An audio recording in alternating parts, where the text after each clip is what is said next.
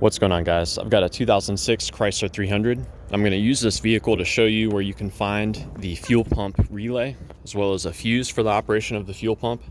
And I'm also going to discuss how you can troubleshoot the fuel pump. So you're going to want to open the trunk, and behind this little cover here, which you pull up by pushing in on that tab right there, you're going to reveal a number of fuses and relays. The ones we're interested in right now is the fuel pump relay, which is this one right here. Just pulls out like so. And the fuse for the fuel pump is going to be this 20 amp fuse. So real simple to pull out and remove and check out. Now, going into detail about the fuel pump circuit, I will say this fuse, it constantly provides power to your fuel pump relay.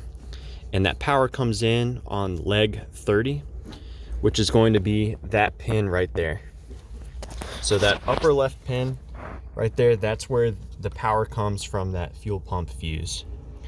Now, there's another pin, 85, which also receives power, but that pin is only energized when the car is in the run or start position.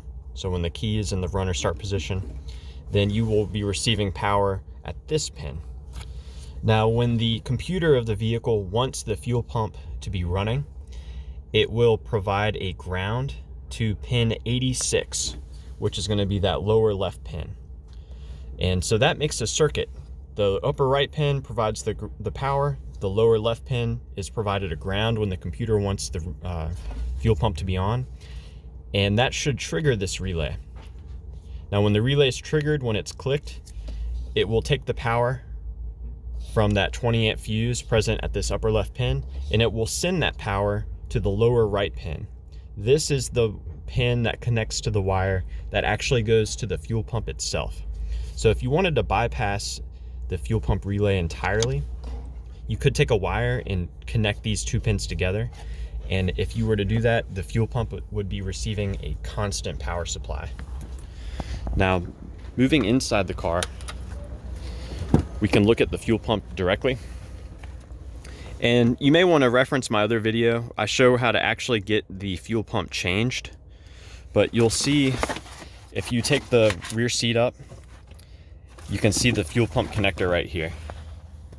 So disconnecting that consists of just pushing on that pin and walking this out. So you're going to push on the pin and pull out.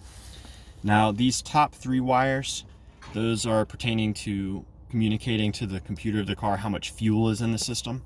The bottom two wires are what actually provide power to the fuel pump, and you'll notice they're a little bit thicker than the other three. Now, the dark blue orange wire, this is what receives the power from the fuel pump relay when it's energized. The black orange wire is what provides a ground to the fuel pump. So if you measure 12 volts between these two pins and the fuel pump's not running, then you've got a bad fuel pump. So yeah, I hope this was helpful to you guys. Let me know if you have any questions, or more importantly, if you've got any advice about troubleshooting the fuel pump on your Chrysler 300.